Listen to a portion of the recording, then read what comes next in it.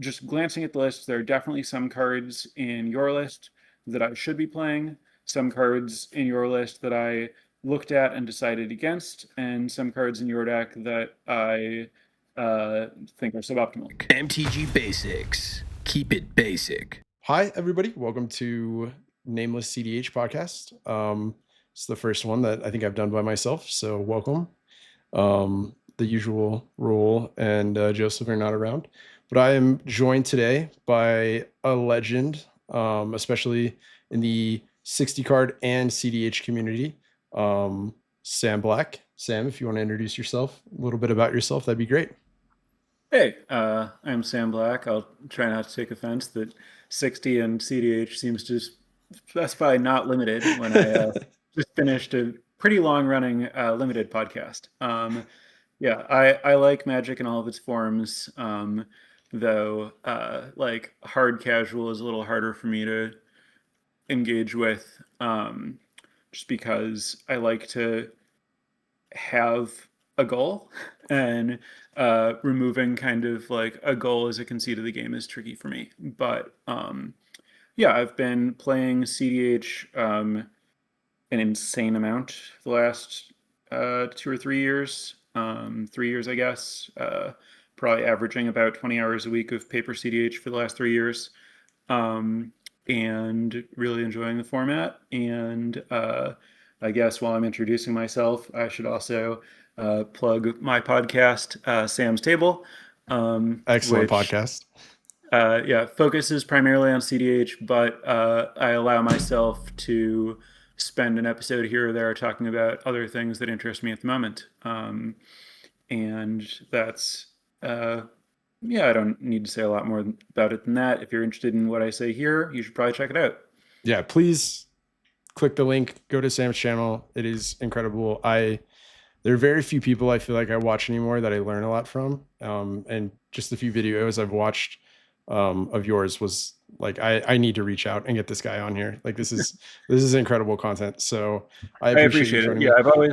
I've always tried to make sure that my content is, educational first and foremost. I think that there are a lot of different like vibes and selling points and value propositions for different kinds of content. And I consider myself, more of an educator than entertainer or whatever. I've been playing Magic since spring of '94, Ooh, and I've learned a thing or two in my time, and I like to have opportunities to share that with people. absolutely. And sorry, no offense was meant earlier. It's funny because I've only really played cEDH. I think I played casual for like 4 months, and then there was a cEDH event that I learned that you could win packs from if you played. So I like made my like bracket 3 deck, a bracket 4 maybe, and like went to the cEDH event, and I've been hooked ever since. So I've played 60 card maybe 5 times. I think I played Pauper 4 times, and then I played Modern like once with a friend's deck. So Yeah. my friends that got me into Commander, I reached out and I was like, hey, do you guys know who Sam Black is? And one of my friends was like, oh my gosh, I'm so lucky. He had the best Theros decks. And I was like, I don't know what that means, but I'm glad you can appreciate the 60 card stuff, because I do not know anything besides Sure. cEDH. So hopefully no offense was taken, but yeah, Yeah, yeah, I no, cannot I was appreciate kidding. as much of the of that side, besides, obviously Sure. I've heard very good things. Um, but yeah, I guess let's dive into the point of the video. So I feel like there is kind of a gap between the people in, I guess, Magic in general. You can probably attest for the other side, but cEDH especially with deck building. And um, I have, joked a lot about how I should not have the option to add a new deck list to my Moxfield account. Like my options should say duplicate, and that's about it. It seems like every deck I have built has just been off the wall. Just like it, I have a vision of how it's gonna work, and then I sit down and I start playtesting it in a group, and it's like nothing is going according to plan. Like this is not what I wanted to happen. This is not what I built. And on the other hand, I feel like when I get other people's deck lists, like, Evan's No Bad Cards, or just some of these deck lists that have been a little bit more ironed out. I seem to play them just fine, and I play them well. Even if it's a plan I'm not used to. So I feel like there's just this weird gap between the people that are innovating in decks and building good decks, such as yourself. You've brought so many things to the format that other people haven't thought of, such as Rogthras, especially, is like the number one top thing that I can think of. I mean, Pigeon on the channel, has done very well with your list, kind of the lands plan. And I've also seen some Kennen stuff coming out with like a card name like Poly or Puri Poly that like you can pay to untap it. Yep, that card. And so before we get too sidetracked, I want to just on the like topic of deck building, like I think deck building is kind of very meaningfully the most optional skill in Magic. Like you can always outsource that because it happens away from the table and outside of the game. Yep. Whereas all of the like in-game decision making, like you as a player, need to know it, and like there's you have to do it yourself. Yeah. Whereas deck building is entirely optional. If you want to learn about deck building, you can. If you want to copy an existing good deck, you can. And I think there are a lot of people who are, really passionate about deck building. For a lot of people, deck building is like what's fun and special about Magic. Yeah. But also, Magic's so deep, so rich, so much going on that, you can have more than enough to think about without building a deck. And, it's like you can spend a lot of time like learning all the lines, understanding the card choices. And then, it's also a fine line in terms of like, okay, well, does like taking someone else's deck and realizing like, yeah, this card, like maybe they were wrong about it. Maybe they had some vision for it that I'm not seeing, but whatever it is in my games, it never works out. So I'm going to like cut this for like this other card that seems to work well when other people play it. Like, at what point in tweaking a card here and a card there does it become deck building? Is, maybe one for the philosophers, but, I do think it's, very much like deck building as a whole idea is like, DLC content or whatever. Yeah. Like it's not strictly required to play the game the way that other stuff is. But I do think that it's the kind of thing where like understanding how it works is probably going to help you in, choosing decks, tuning decks, whatever else. And also, if new cards come out and you understand deck building, like there will be times when you take people by surprise, like do something good and new that's just like not on the table for you if you don't know how to build a deck. Yeah, strongly agree with that. I think as a player, I get these ideas in my head where we'll just go over like a fail for me was Urza in June of this year. So this was like peak Ristic draw meta. And so I thought mono blue Urza, if I can just stuff all the draw engines into this deck, I feel like it can outpace this Ristic Study grind because of the fact that it has so much interaction and I can just push a button, flip into whatever I want. The win the game button's right there on the table that the flash meta, is pretty good for this deck. And I tried for like 2 months to build this deck and it did not work. Shout out if you saw me play it on the channel. I think I played one game with it, but it just did not work the way that I wanted it to. And the number one thing I found is like I have Ristic Study, Mystic Grimoire, and all these copies in the deck, but I would mold to like 3 sometimes to try to find them and I just couldn't get them. And so Were you playing Psychic Session? I was not. I was not playing this. Okay. So it's just this like wall of like, I had this idea. I felt like it was like an itch I had to, get out of to build this deck. But I felt like my knowledge like did the deck no justice. I didn't know, how to approach it.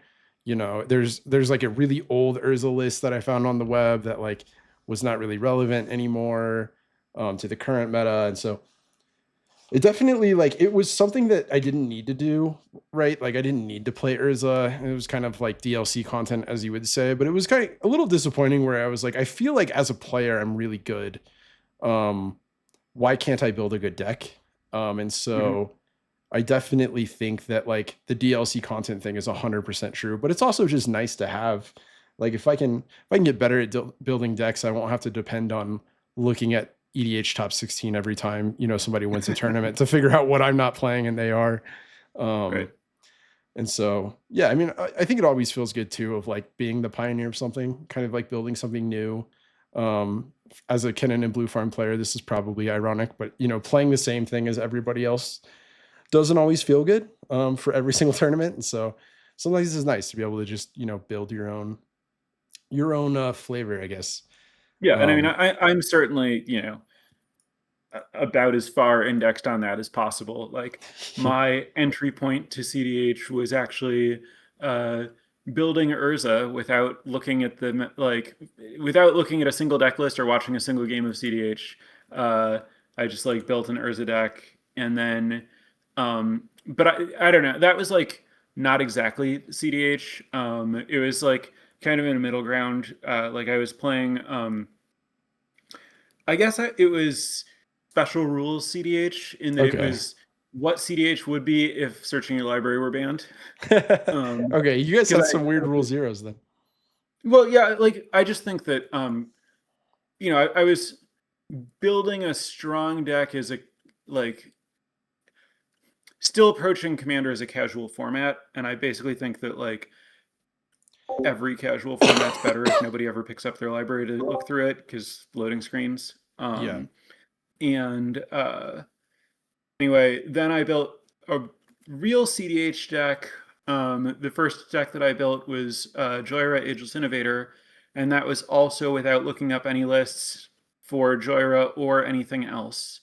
Um, and Yeah. not So still you're not on the having opposite side of the spectrum than I'm on then. Cause I, yeah, no, my way to approach a new format is to build decks for it before looking at anyone else's deck. Like I play Canlander, but I've never looked up a Canlander deck list. And I've played like multiple tournaments, like multiple larger, like two larger tournaments, and like a bunch of like local store weekly tournaments, like like 10 to 20 local, and I don't know.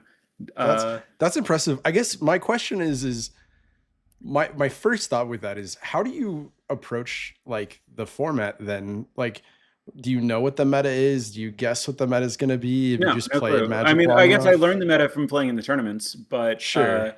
no, I just look at the rules and then think about what I think might be strong to do in that rule set. Um, That feels like a superpower to me. I could not. same, You told me to build a modern deck list or a vintage deck list. Like I could know, like you could show me the ban list and I would build the most like awful deck you've ever seen. yeah, and That's like I play impressive. a lot of like pre-modern and old school. Same approach there. I never play anything I didn't build, and it's not like oh let me come up with like my tweak on this thing other people are doing. It's just like let me build a deck no one else plays. And For people who don't know my history with cEDH, after like the Joyra deck is like surprisingly okay. Like it would be a good deck. Its problem is that it has enough Staxy elements that it can't reliably finish tournament games. Um, and I was in that space in cEDH for quite a while before I like played enough tournaments to get like, oh, okay, this like round timer thing is really serious. Like, people talk about how like stacks are bad, and there's like some amount of like stacks are strategically bad in cEDH, but the bigger issue is just like, you have to intend to end the game on turn 3 to 5, or you're just not going to finish your rounds. Yeah. Um, and so there have been a lot of decks that I've like poked at a little bit and then been like, yeah, this is just not going to finish matches. I can't keep working on this.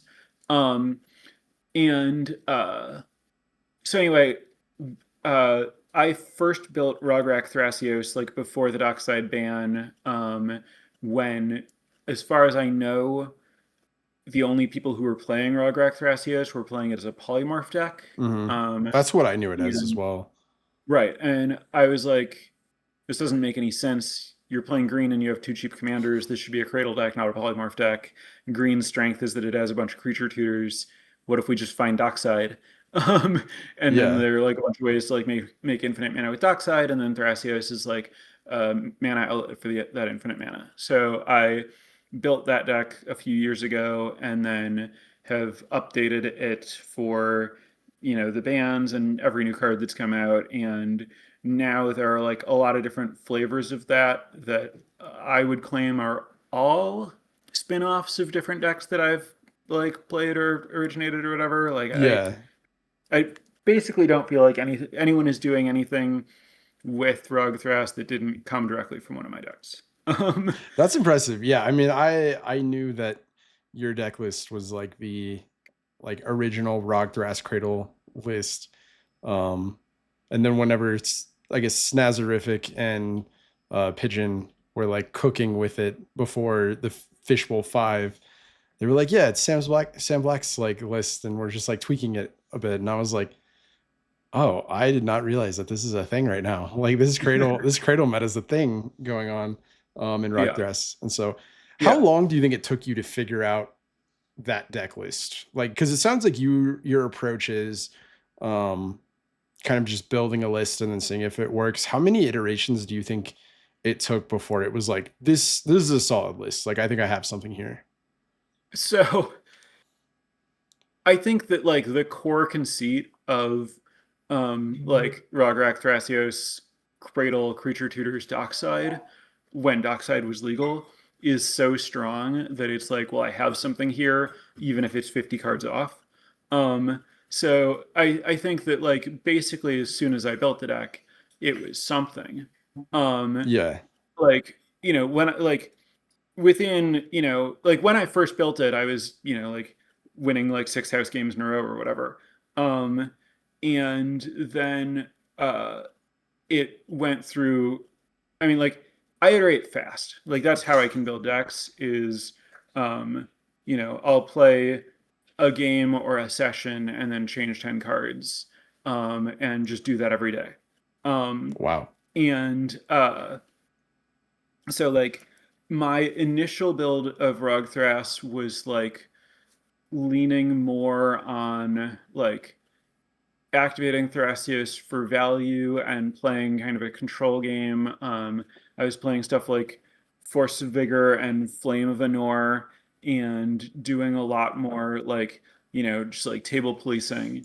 And then at some point, I went through a few different iterations of like getting more and more kind of like focused and fast and like learning what the most efficient wins are and stuff like that. And um I'm always like tweaking at the edges on like how much can I like lower the mana value of this deck. I think that's kind of like the key of tuning anything. Mm-hmm.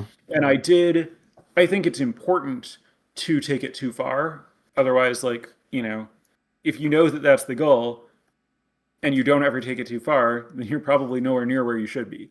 But there was a while where I just like cut too much top end for just like all the Llanowar variants, and um, had like a couple games where it was like, oh, okay, now my deck is actually like failing to like do something relevant.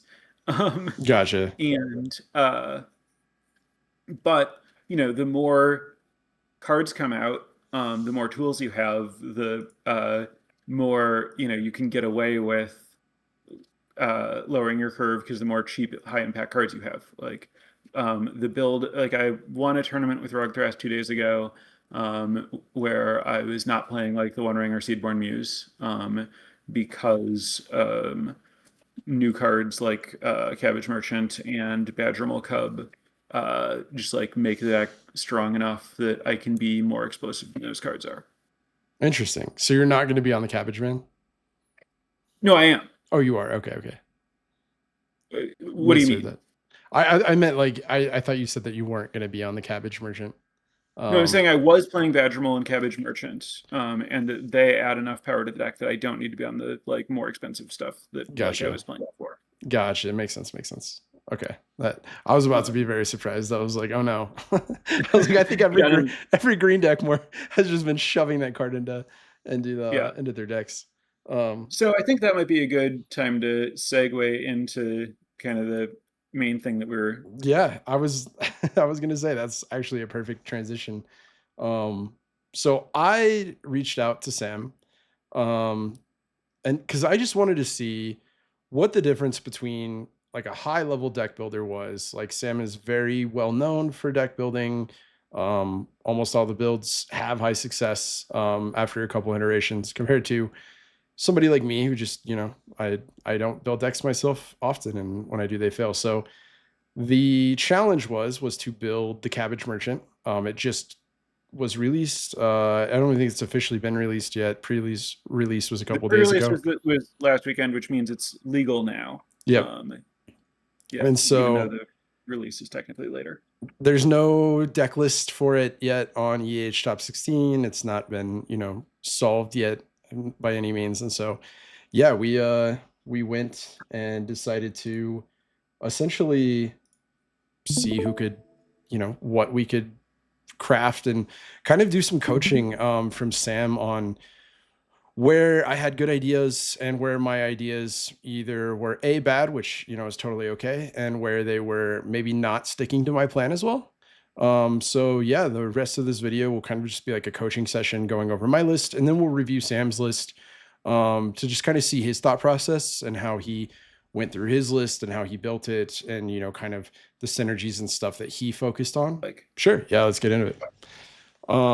Yeah, so obviously the Cabbage Merchant, whenever an opponent casts a non-creature spell, create a food token. Whenever a creature deals combat damage, you sacrifice a food, and then tap 2 foods you control, add 1 mana of any color. So my first immediate thought was, this is probably going to be a more parasitic deck. I've not played mono green before, but I'm usually on blue on high interaction decks. So I'm assuming I'm going to be parasitic to the table and not be participating in these, opponent casting non-creature spells, counter war situations that might feed into me a lot and I might take advantage of. So my thought was, how do I fly under the radar without presenting a big enough threat that I need to be attacked for all of my tokens to be gone, but also be able to present a win. So I filtered some of these. I hope all of my subtypes that I have are here. Let me go to types. Nope. Groups. type and tag. Type and tag. Thank you. Cool. So the first thing I thought was I need card draw.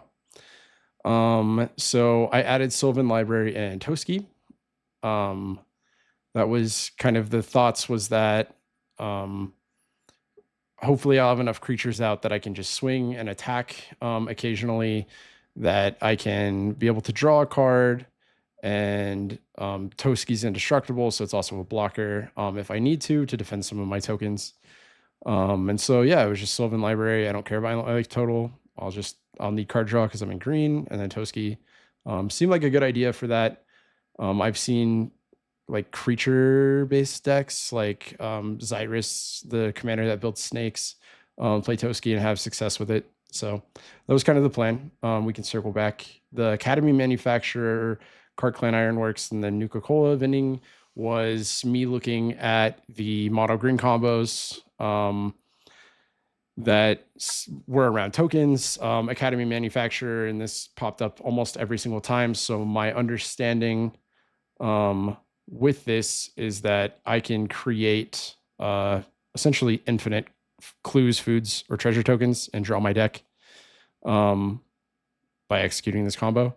So I just sacrifice a food, create a tap treasure token, sacrifice another food. Just essentially, we just go infinite here, obviously, and then just draw the deck. And it also seems to work with the Cabbage Merchant, because if I only get one of these out, they still have value on their own. So that was kind of my plan, was that if only one of these is on the board, I don't look like an immediate threat, just because they do have value with the Cabbage Merchant alone, to either make mana or, obviously Academy Manufacturer just makes everything.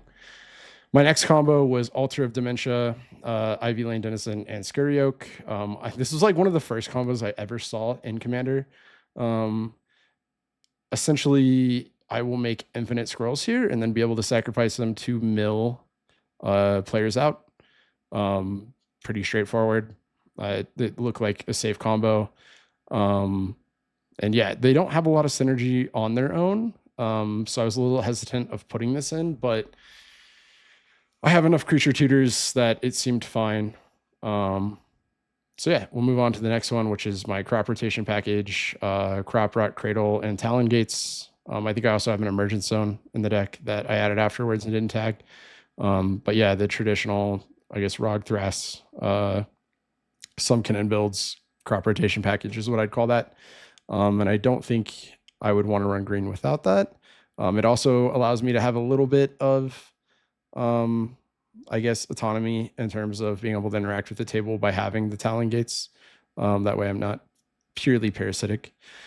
For finishers, the infinite mana, I could Walking Ballista somebody if I did the Kark Ironworks Academy Manufacturer combo. And then I also just figured out in playtesting that this deck makes a lot of creatures. So I added Craterhoof Behemoth. This was like one of the first, I guess, strong cards I ever put in my casual deck. And so I thought it was fitting here. Food synergy, I think this is where the deck started to go sideways for me. I started adding food synergies. I just went on Scryfall and looked up food and got all of these lovely things. So the Eleanor, essentially, it just whenever I sacrifice a food, I can go search for a land card. It's probably the weakest card I think I added to this deck, but it also, make sure that I get lands. Gilded Goose, I think that this one's pretty obvious, just creates a food token, and then I could sack one to make a 1 mana of any color. Gingerbreach, just a food itself that I can tap. The Gourmand's Talent. Yeah, I mean, all of these are just food tokens. The Tough Cookie creates a food. And then I can have, with infinite mana, I can make all of my artifacts 4/4 artifact creatures. And then the Knights of Sweet Revenge, I can sacrifice it to give my creatures +X until end of turn, which is X is the number of foods I control. So these are also like maybe finishers. It's not my like top plan, but they're here. Knights of Revenge also just like doubles your Cabbage Merchant mana. That is true. I did not realize that. Thank you. We made a good deck choice on accident. I didn't realize. Yeah, it does just double the Cabbage Merchant mana. Yeah, you're right. Birds of Paradise. So these are just the mana dorks.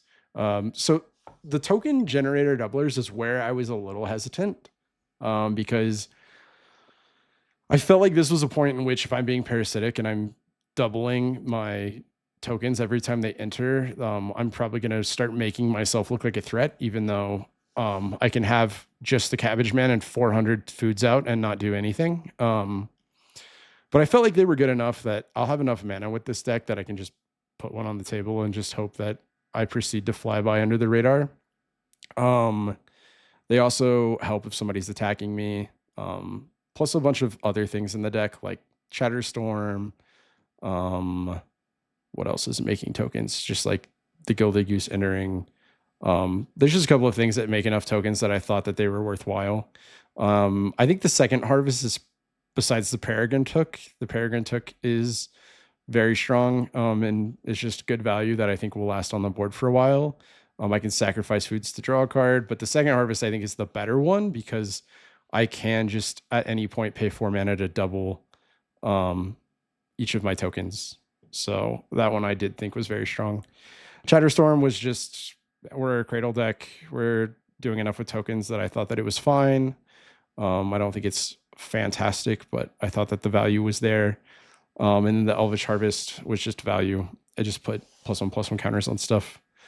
We'll go through these non-win, I guess is what I'd call these. So I think they're just value, but the Grinding Station, I've seen people do this with the Smothering Tithe. And so I kind of like the idea of like being able to, if I have a lot of foods and not a lot to do with them, I can just start milling people, especially if they like top deck tutor, just sacrifice an artifact and mill them. Because hopefully I'll have a lot of foods. And then the Koldotha Forge Master, this helps and goes to get the win cons. So I can creature tutor. I have Concordant Crossroads in here somewhere. I think it's down here. Yep. And then so I can just put this onto the battlefield, sacrifice 3 foods, and then go get one of my game-winning artifacts. But yeah, and I thought the rest of these were labeled, but we'll just go over them. All of the artifacts here are pretty standard. The One Ring is just, I've never played green. I've always seen green has trouble with card draw, so I added it in this deck. And then the Staff of Domination is kind of a way to filter all this mana that I'm making, because a lot of these cards in the playtesting, we just make a lot of mana and don't have a lot to do with it. So the Staff of Domination kind of helped be able to draw a card or untap it, that kind of stuff. I also have a Circle of Dreams Druid in here that could technically win with that. Sure. Hopefully this thing stays out long enough that I could, but yeah, we'll get into these untagged creatures. The Allosaurus Shepherd, obviously, I just figured that green spells, almost all my spells are green. It's great. Another dork here. A dork here that's also control. The Circle of Dreams Druid goes infinite with the Staff of Domination of 5 enough creatures. And then this Cloakwood Swarmkeeper. This is just value. It's 1 green, but whenever 1 or more tokens enter the battlefield under my control, I put a +1/+1 counter on it. So I just imagine this thing getting very, very big in like 1 or 2 turns, enough that I could pressure life totals, and also have a good blocker that people wouldn't want to hit me for my foods. Kind of the plan there. The endurance, again, just trying to make sure that as a green player, I have interaction. It can help occasionally. This Intrepid Paleontologist, I actually really liked. I had not seen this card before. I found it in a green deck list on EDH Top 16, and I like the fact that I can tap it for 1 mana of any color, and then not have any I guess mana left over. Make 2 treasures or 4 treasures, and then still be able to exile a target card from a graveyard if somebody starts going for a breach combo. Or somebody tries to Savine something. I just thought it was really interesting that like I can still tap it to add mana and then still use it to exile a card from a graveyard. I thought that was neat.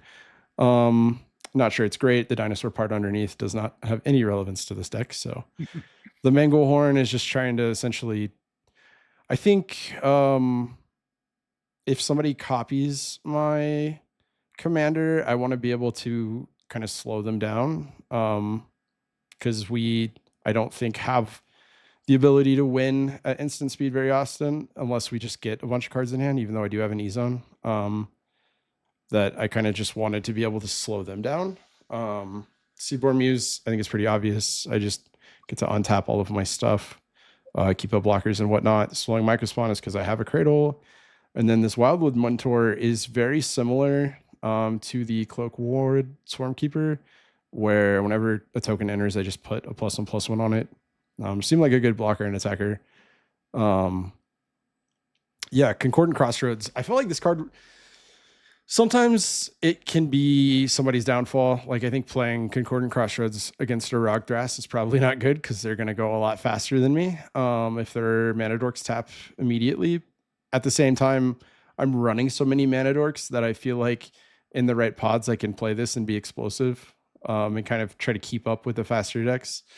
This card I was on the fence about, though, I'll be completely honest. Growing Rights, just good value. Look at the top 4 cards. Utopia Sprawl and Wild Growth are just trying to put mana onto the board. And then here's the instance, the Archer Charm. It's interaction and it's also a tutor. So I thought that was good. Beast Within is like one of the few pieces of removal. Force of Vigor the same way. The Corrosive Grip, same thing, just removal. And same with the Nature's Claim, I guess. And then we have the Cord and the Worldly Tutor in the Summoner's Pack to be able to go get things. And then the Veil of Summer is just protection, and the Heroic Intervention and the Legolas Reflexes are also protection. So essentially trying to make sure that my stuff doesn't die, because I think if I get board wiped, this deck quickly falls apart the way that I've built it.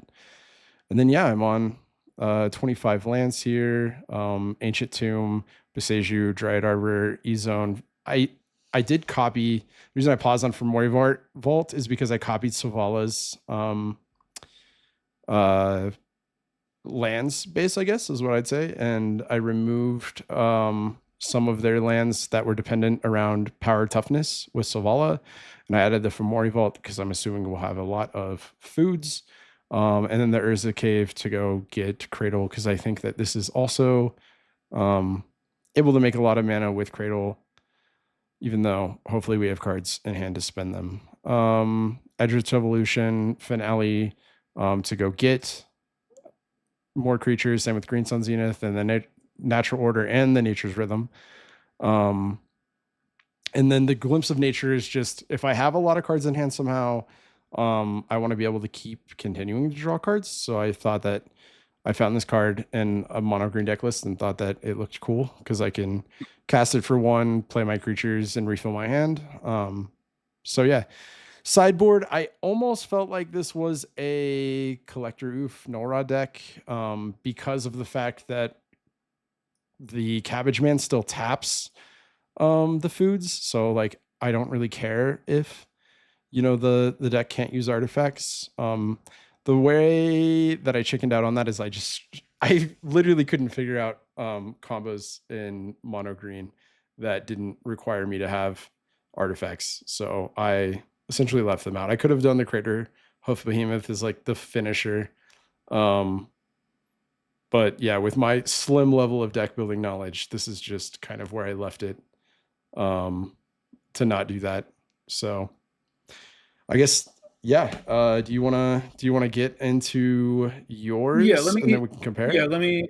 I obviously have thoughts on a lot of the cards in direction here, but let me just go over my approach first. Sure. So, I similarly broke mine into like I have a type and tag situation where the tags go over the different categories. Okay.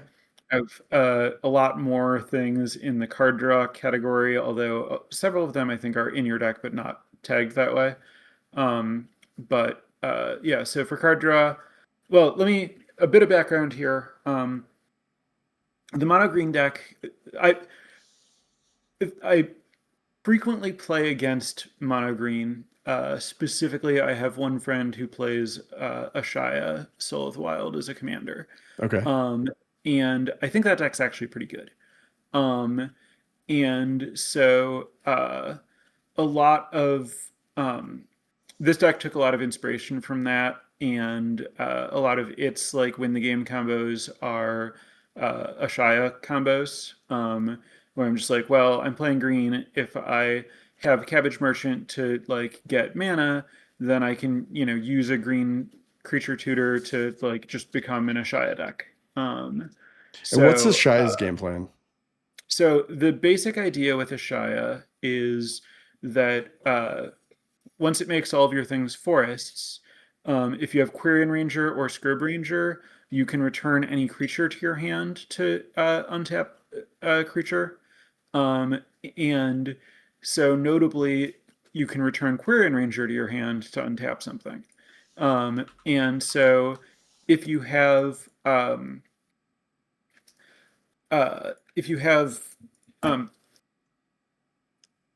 land that taps for 2 mana, it's like if you have a Gaia's Cradle, you can you would need it untaps a creature. So if you have a creature that taps for 2 mana, or if you like animate a Gaia's Cradle with a Badger Mole, then you can like return Quirion Ranger to untap your thing that taps for 2 mana, tap the thing that taps for 2 mana, play the Quirion Ranger, repeat, generate mana, generate storm. Okay. Generate, and then because the Quirion Ranger, when you replay it, it's a land, that means that it's triggering landfall. So if you have like Lotus Cobra Quirion Ranger, then the Quirion Ranger pays for itself off the Lotus Cobra mana, and you get to untap something. Oh, okay. And then without Quirion Ranger, if you have Magus the Candelabra or Hope Tender, they themselves are lands, which means they can untap themselves while using their ability. So you can exert Hope Tender to untap itself and another land. And so if you have a land that taps for multiple mana, then that's infinite. Same thing with Magus the Candelabra. Okay, cool. So that's the approach you took. Yeah. Okay. So yeah, most but not all of my wins are Ashaya.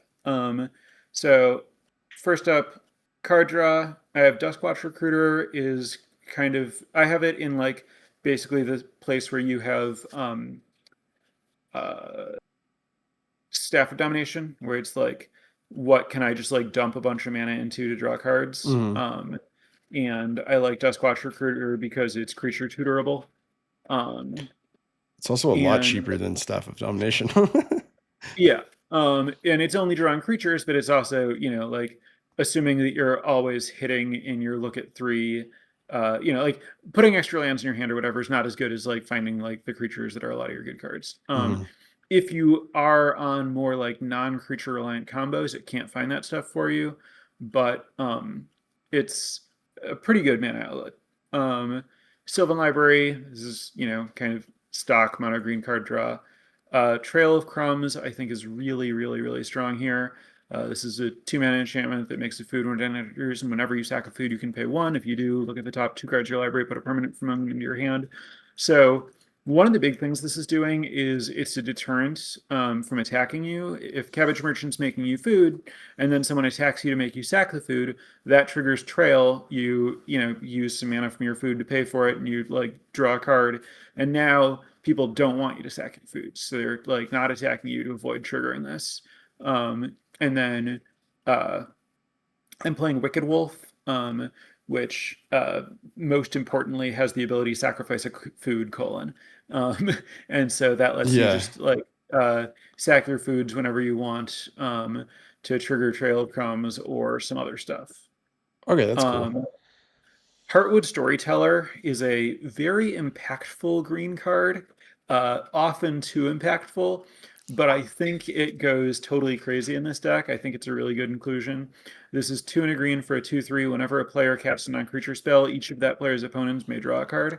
So this is basically like everyone has a Remora, which like if people are casting a bunch of non-creatures, they're feeding each other cards that are going to be non-creatures that they're going to cast. Like basically this gets into a spot where like anybody casts anything and then everyone else draws into a bunch of counters, but then whenever they do that, everybody else draws into a bunch of counters and everyone's just drawing tons of cards. And when people draw more cards, they want to cast more cards, so it just feeds itself really, really quickly. And Yeah. then you have Cabbage Merchant, so while everyone's just like doing all this stuff and exploding and trading cards back and forth, you're just sitting there netting mana. And like when everyone has way too many cards, if you have way too many cards and way too much mana, like you're gonna win. Peregrine Took, I think, is like absolutely like the reason. Like I think it's the most important card in the deck. Mhm. It doubles Cabbage Merchant's production and also lets you turn the food into card draw. It's also another free sack outlet for your food for Trail of Crumbs type stuff. Yep. The One Ring, just obviously, mono green needs the convert mana into cards at a good rate effect. Disciple of Freylis is basically just free to play. Like you were playing 15 forests, like you don't need that many forests. You can just like have a DFC, and it's also card draw. Sometimes, you know, some of your creatures are big. Mhm. Might as well have access to this.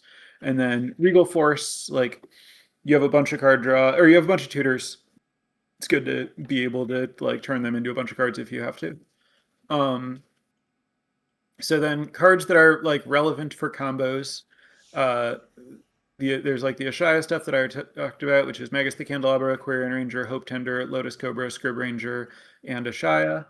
And then I'm also on Academy Manufacturer, Nuka-Cola Vending Machine, and then Wicked Wolf as a way to.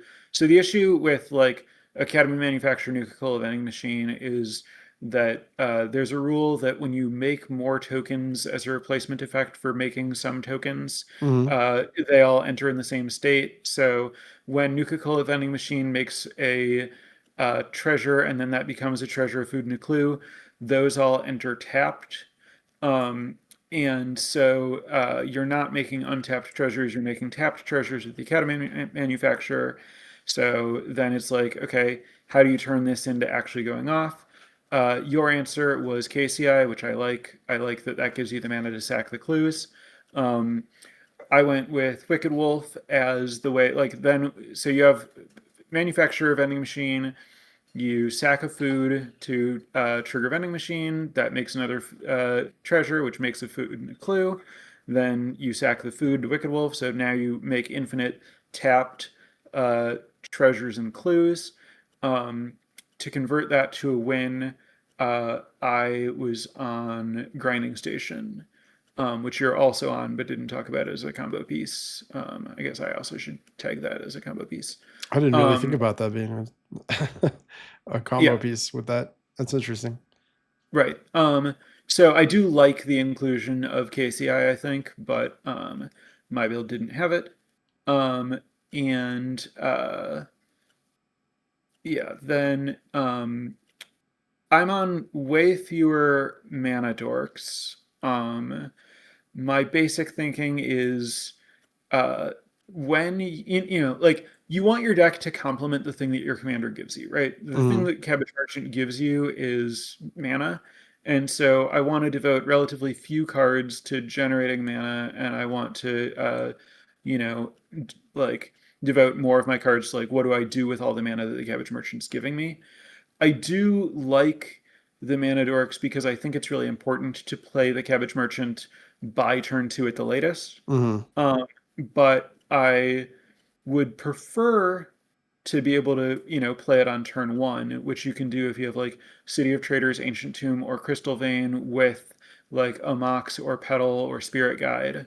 Um, and then once Cabbage Merchant's down, I really don't want to be drawing Llanowar Elves. Yeah, Um, that's valid. so because and then like, basically I think I have enough fast mana that I can like mulligan for a turn one or turn two Cabbage Merchant, and then Llanowar Elf's the last thing I want to draw.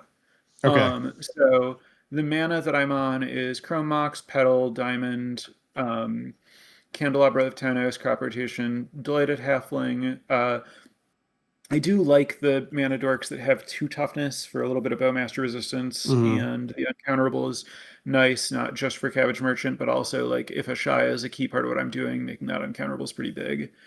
Um, Expedition Map is, fundamentally getting mana, even if it's not ramping out the Cabbage Merchant. Yeah. Gilded Goose, Mana Vault, Soul Ring, Badgermole Cub, Earthcraft. I should be on Wild Growth. Not being on Wild Growth when you're playing Earthcraft is malpractice. I just forgot about it.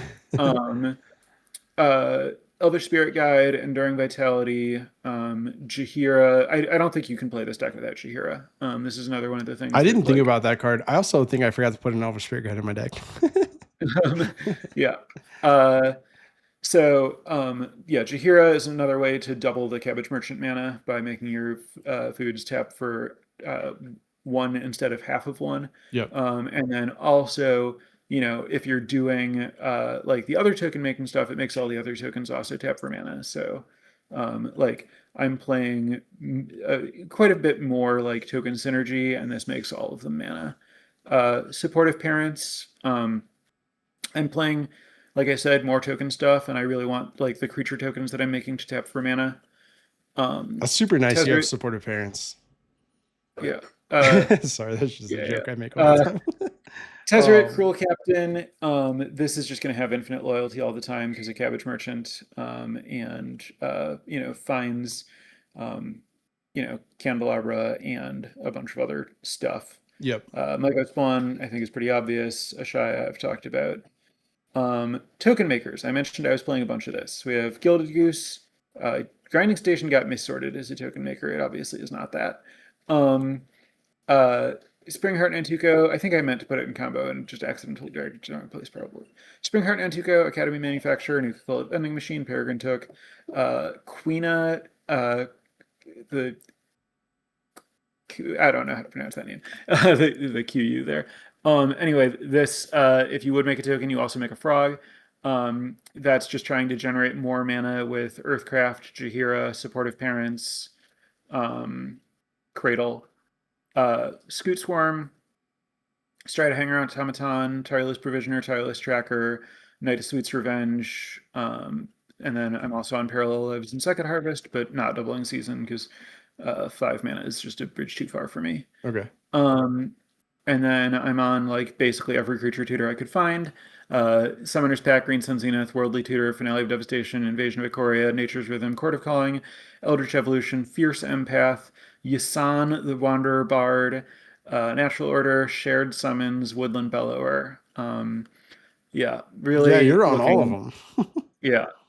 Well, so I think that there are like I think that the most important cards in the deck are like Peregrine Took and then some variation. Like it's all the wins are creature combo, all the value engines are creature combo, and like the stuff that pairs super well with the Cabbage Merchant is just like they're just way better than the other things. I want to be able to find that stuff. That makes sense. Um, and then some other creatures. Walking Ballista is both just like we have some ability to make infinite mana, and also we have like good ability to make large amounts of mana. So this can do like reasonable fair game board control stuff in addition to like being an actual win.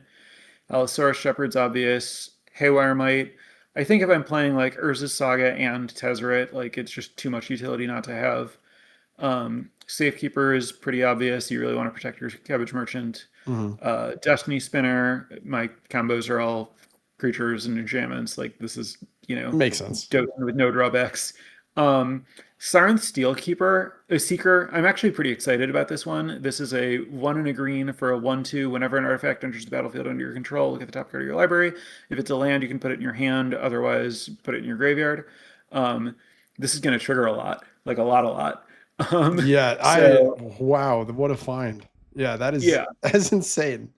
so this is just gonna like mill you while finding lands, and so I'm playing Burgeoning because of Siren Steel Seeker, where like Steel Seeker is just gonna like fill my hand with lands, then I can put them into play with Burgeoning, and milling myself is gonna like eventually turn on something sick with Shifting Woodlands, or just like enable Eternal Witness stuff. Um, So that one I think is pretty good. And then Yeva, I just think because the Cabbage Merchant is making mana on other people's turns, it's like pretty important to have stuff that lets you like use the food that you get on other people's turns before you go to your next turn with it. So I have Yeva and then also Winding Canyons, which is a land that taps for color, so you can spend 2 and tap it to give your creatures flash until end of turn. I like that And because I did then think about that quite a bit of like, I'm gonna make 50, let's just say like an insane, like I'm gonna have 50 green and then have nothing to do with it because all my right, instants are not great. yeah. And so exploration again goes crazy with Steel Seeker, but also is another way to just like cast Cabbage Merchant on 2. Um, and then Growing Rights is pretty clear. Veil Summer is pretty clear. Turn Timber Symbiosis is basically just like free value on replacing a forest. And then I'm on Last March of the Ents, just because you have a lot of mana and it's uncounterable and can win a game if you have a reasonably sized creature. There aren't a ton of those, but like you're looking for a Shia and stuff. Mhm. Um, and I think I have way fewer forests and way more just like other lands than you. I'm on Ancient Tomb, Boseiju, Cavern of Souls, City of Traders, Crystal Vein, Deserted Temple, Dryad Arbor, Cradle, Gemstone Caverns, Mikakoro, Center of the Sea, Nykthos, Shrine to Nyx, Prismatic Vista, Shifting Woodland, Talon Gates, Urza's Cave, Urza's Saga, War Room, Winding Canyons, and all the fetches. That's because I have some landfall stuff. I think not playing all the fetches is malpractice, because you should at least be on like Springheart Nantuko, and I like Scoot Swarm and Lotus Cobra and stuff. Tireless Provisioner, Tireless Tracker. That makes Um, sense. and yeah, so I guess I would like to pivot to talking about pretty quickly the cards that are in your list that I would say I basically just like forgot about and should include, and then also cards that are in your list that I think would potentially make sense in mine that I chose not to play for some reason. Okay. So if I don't mention it, just assume that I think it is not where I'd want to be. So if it's not mentioned, it's bad. It's I have thick skin. It's okay. not I in need to line hear with it. my vision for the deck. That's great So PR talk. Wild Growth, like I said, it should clearly be in. It like goes off with Earthcraft and is a pretty resilient way to play your commander on turn 2. Mox Amber, I'm not on because I feel like once my commander's in play, my mana's pretty covered. I want my fast mana to like let me get Cabbage Merchant down earlier, and that's really all I want it for. Um, Chatterstorm, I strongly considered. It's really good with like the stuff that makes your token makers make more tokens. I just wasn't sure how much I was gonna like actually storm and at what stage of the game and stuff. And like if I it felt like it needed a little bit too much to be going right for it to pull its weight. Um,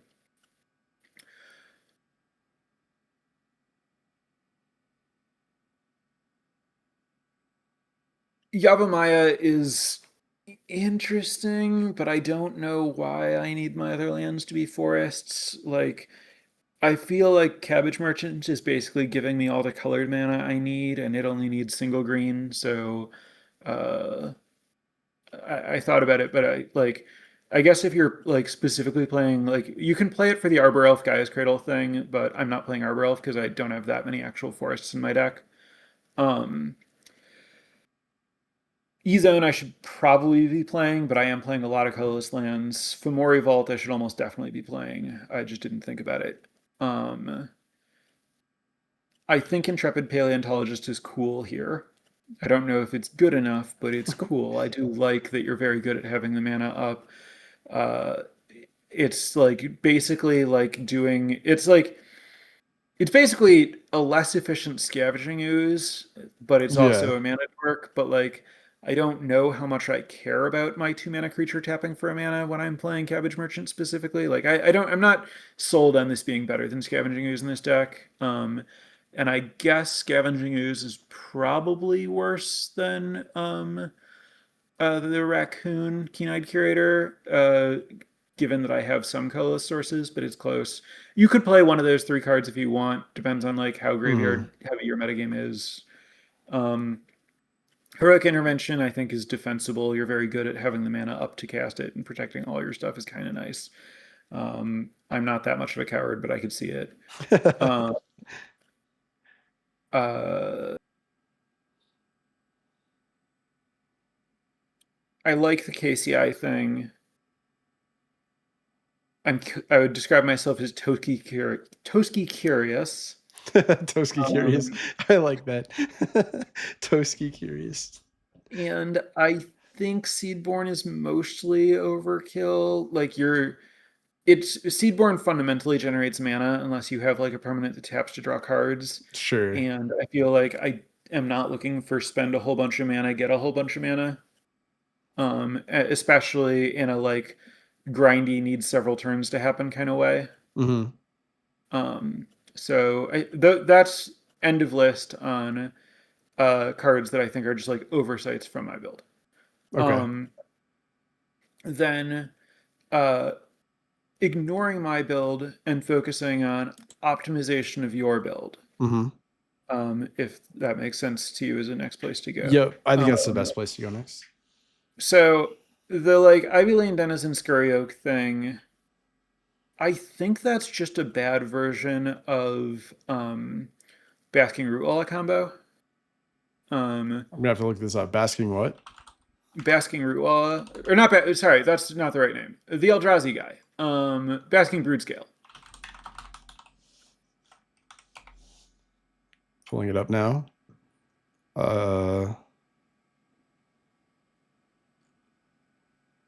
Gotcha. Okay. Yeah, with the Tarian Soul Cleaver. Or there are a bunch of different artifacts that work in that space. Blade of the Blood Sheaf is slightly more efficient. Okay. So like basically like Scurry Oak and Ivy Lane Denizen are both cards that are legal to play in the format Modern. Um, uh, Broodscale and Soul Cleaver are also both cards that are legal to play in Modern. People play the combo that costs less mana and not the combo that costs more mana in that format for a reason. Sure. Yep. Makes sense. I didn't even know about that. Yeah, it is, it is the case that these are both like green creatures, and so you can find them with your like green creature tutors, whereas like you can't do that with the Broodscale combo. But you get to play like Tezzeret and Urza's Saga to find the 1 mana parts of it, and your tutors that are not green creature specific can find brood scale. Um, and then outside of that, the combos have a lot in common, but one of them is just like cards that are much cheaper. Yeah, it's a lot Um, cheaper. They do so things on their own too. yeah, um, so I would, yeah, I considered Scurry Oak Alien Denizen, but I don't think it's the right way to go for the thing that it's doing, and I went with the Ashaya as the like backup combo to the the Academy. We're both on Nuka-Cola manufacturer in some Mhm. capacity, and then like another like creature-based combo. The thing that I like about the Ashaya combos is it's no bad cards. Like all of the cards independently do something pretty good. Yep. Whereas like Scurry Oak and Ivy Lane Denizen are both independently like absolutely worthless. Yep. Um, yeah, I would drop those for one of the other directions. Um, I did consider Craterhoof. I don't think it's where I want to be. I mean, like arguably, like this is in the same slot that I have Regal Force. Yeah. Um, but I think that like Regal Force like costs less mana and requires like less setup, and like I think if you're at the point where Craterhoof is lethal, the like Regal Force is probably also going to win the game. Yeah, that's valid. Um, uh, I also did the like full food search, considered all of the food cards. Ginger Brute makes no sense. This is like a mana dork that taps for half a mana if you control your commander. It's a Toski Um, attacker. oh, That's how I justified this card. okay. Uh, yeah, I basically like what I was thinking about with the food stuff is I don't really want to spend a card for a food that's just like not very efficient. I want my food like generation stuff to scale well. There are like a million cards that are like, here's a card and also you get a food. I did consider Many Partings. I think Many Partings is a good card in that space, but I ultimately decided that just like yeah, like green search for a forest and like generate half of a permanent mana or whatever is just like not good enough. Makes Um, sense. uh, I think that Eleanor Gardner is a worse version of Unlucky Cabbage Merchant because it costs twice as much mana. Hmm. Unlucky Cabbage Merchant um, works very differently because it shuffles itself away after it works, but it actually is a lot more explosive than Eleanor Gardner. Eleanor Gardner is only at the beginning of your end step, at maximum once per turn. Unlucky Cabbage Merchant um, shuffles itself away if you choose to search, but if you put a whole bunch of triggers on the stack at the same time, you can choose to search with all of them because shuffling it away isn't a cost; it's just an effect of the ability. Hmm. Um, and so if you have 10 basics in your deck and 10 food in play, and you have like a Wicked Wolf or some kind of sack outlet for your food, you can just sacrifice all of them and put 10 lands into play, which is not something you can do with Eleanor Gardner. See, I would have Um, never thought of that. Like that's super smart. Like using the actual sack of food, like to go. Yeah, that's way better. That's way better. yeah. So like if you want the Eleanor Gardner effect, just play Unlucky Cabbage Merchant instead. I think whether you should be playing Unlucky Cabbage Merchant is just a function of like how many food sack outlets you're playing. Hmm. Because of how aggressively I'm searching for Peregrine, I should probably be playing it. Although my current build is like I'm not playing enough forests to fully take advantage of it. I think you do want to have like, I don't know, at least six or so, probably more than that. Um, but I do think that Unlucky Cabbage Merchant is a very real consideration. Okay. Sweet Revenge, I think, is awesome because making your foods tap for mana is really powerful. Um, I talked about why I'm not on the mana dorks. But yeah, I don't know.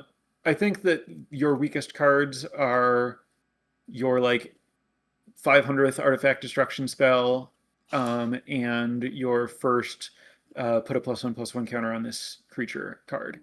Um, Yeah. so like I don't like Elvish Archivist, I don't like Cloakwood Swarmkeeper, and I don't like Wildwood Mentor. Okay. Um, and then I also don't like Crows and Grip, etc. Um, I talked about Shatterstorm. Cold Oath of Forgemaster is cute, interesting, not unplayable, but a little clunky. Yeah. That could all be said of Staff of Domination as well. Yeah, I think your creature thing was a lot better because most of the best cards in this deck are creatures. I don't remember what the creature that you had was, but that was way like Fierce better. Empath and the Woodland Bellower and stuff like that. Yeah, the Dusk Watch Recruiter, that one was Yeah. way better. Oh, right, instead of the staff. Yeah. Yep. And then yeah, the 2 mana dorks really don't make sense to me. If like the whole reason I would even think about wanting a mana dork is to cast Cabbage Merchant earlier, these don't help with that. Endurance is a card that like I think I only like Endurance if it's like necessary to your weird convoluted backup win count or whatever. I think as far as just like having it as an interactive card, I've generally found that I like Noxious Revival in that slot more. Just like as a statement about green cards and green decks in cEDH collectively. Just in general. Um, I'm not personally playing enough Forests for Utopia Sprawl, but if you are, it's okay. Concordant Crossroads doesn't make sense if you don't play a million mana dorks, and I don't think it's good to play a million mana dorks here for reasons discussed earlier. And then it's okay to have access to like a way to kill artifacts or enchantments or whatever, but I don't know why we're playing like all of them. Yeah, I don't know. I just kept finding them and I was like, yep, this one's going in now.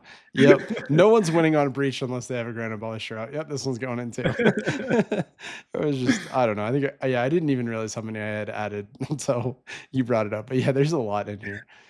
Yeah.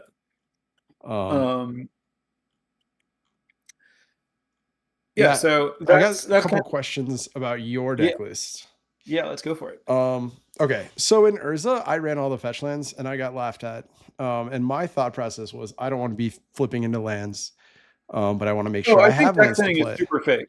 Like you're talking about playing them just to like get lands out of your deck. Yes. I don't believe in that. They're here for landfall synergies, not for deck thinning. Okay, so you're Springheart and Tuco, that kind of stuff. So you don't believe in I have the deck like thinning 5 strategy off the top of my head landfall payoffs. Yeah. Yeah, I think, you know, if you have one landfall payoff, that's probably enough to justify fetch lands. I don't think that like I don't think thinning is a real thing, even in 60 cards, certainly not in 100 card. But I do think extra landfall triggers are massive. Okay. Interesting. So that's why those are all in here. Fascinating. Okay. And then my other question was this Miko Koro, Center of the Sea. Of all the cards in your deck, this was like the one that seemed the craziest add to me. Why do we want each player to draw a card when it feels like you have so many? This is a kill with Ashaya. It's a kill with Ashaya. Okay, I did not know that. So it's possible, like, because I'm playing Mikakoro, I might need to be playing Endurance. But the idea here is if you do the Ashaya Magus the Candelabra thing, then you can infinitely untap any lands that you have. So you can you make infinite mana by untapping your land that taps for multiple mana and your guy. Then you put the infinite mana into activating Mikakoro and untapping Mikakoro. Fascinating. Okay, that makes sense. Yeah, I like the decision that you've made in this deck build where like I've assumed that because I'm playing green, I'm losing and I need more interaction and I need, you know, all of these things. And you've built the deck around like, I guess the craziest card in the deck has to be the Heartwood Storyteller to me. And you're like, yeah, I want to fill my opponent's hands. Like, yes, let's make them cast spells to feed this Cabbage Man. And I, in a million years, would never have added this to a deck. Like, I cannot tell you how impressed I am that you were just like, yeah, I could see this card working. And in my head, I'm like, cool, I guess we just help Blue Farm win faster. But as you explained it makes sense. No. Blue Farm already has 7 cards in their hand and they have the mana to cast 2 of them. If they Yeah. have 20 cards in their hand, they still have the mana to cast 2 of them. I don't care. See, like that's just like that's the insight that I think is really cool in terms of like making decisions like this is like you see, you know, the gameplay differently to where you're like, yes, this will probably work out. And in my head, I was like, because I think I did see this in a mono green deck list, and I was like, what are we doing with this card? Like, what is the plan? And yeah, I mean, I now am convinced that I think it's good in this list because like we are parasitically giving everybody else, you know, interaction for each other while just sitting here making all of our food tokens and drawing cards. Like we're just, you know, that Right. was really good And like include. this deck is pretty good at like getting access to uncounterability, like with Mhm. your like Shepherd and like Destiny Spinner. And then it's like, okay, we all have a bunch of cards, but you can't interact with mine. How do you think this is gonna go? Yeah, exactly. Yeah, I thought that that was great. So, um, I guess any closing thoughts? We were looking at the compare. We are 54 cards different.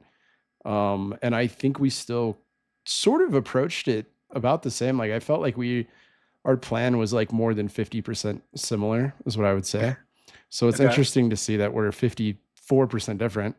Um, cause yeah, I mean, we kind of just the make foods. Yeah, I guess that tells you how much of a like deck's game plan comes from its commander versus the actual cards in it. Exactly. Yeah, exactly. I mean, your Shia combo was, you know, way outside of mine, but like even the Nuka-Cola stuff was Right. similar. A lot of the like make foods and be able to use them. So yeah, that's really interesting. Um, yeah, I appreciate you coming on here and, you know, giving insight. We'll see if I wind up playing this deck out. I'm really interested to like put this together now and like play it on the channel and see how it does. But yeah, I really appreciate it because your insight on kind of like where you came from with the deck list, what your plan was.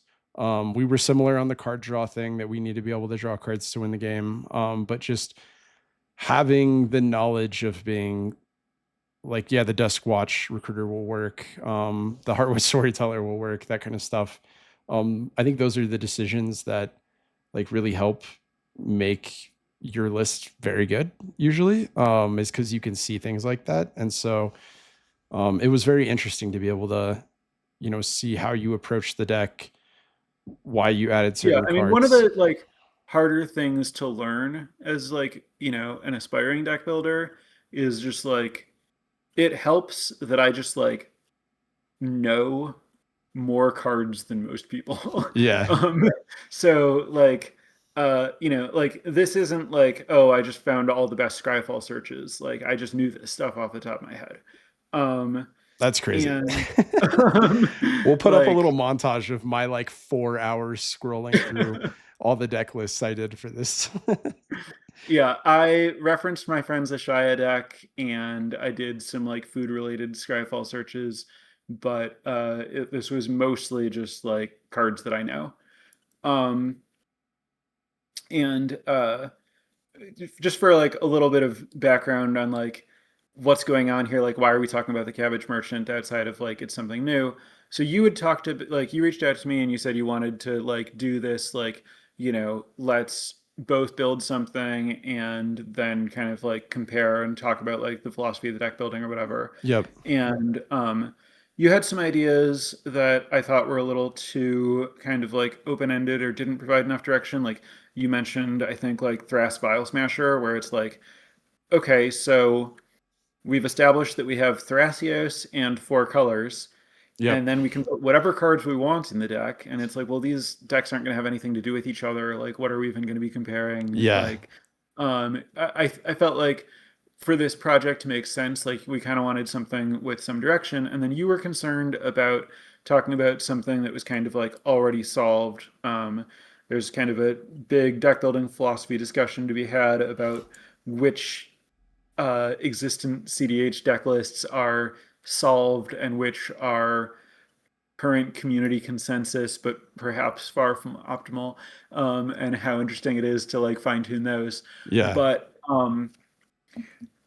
buying into the conceit that it's like more interesting to look at something less explored. I suggested the Cabbage Merchant because it uh, kind of like gives us a relatively small sandbox, like being monocolored, having food synergies. Like it gave us a clear enough direction that we were gonna naturally end up with like a good amount of overlap while also being, unexplored. Like how are we winning in mono green? Like gave a lot of like room to like find, different approaches there.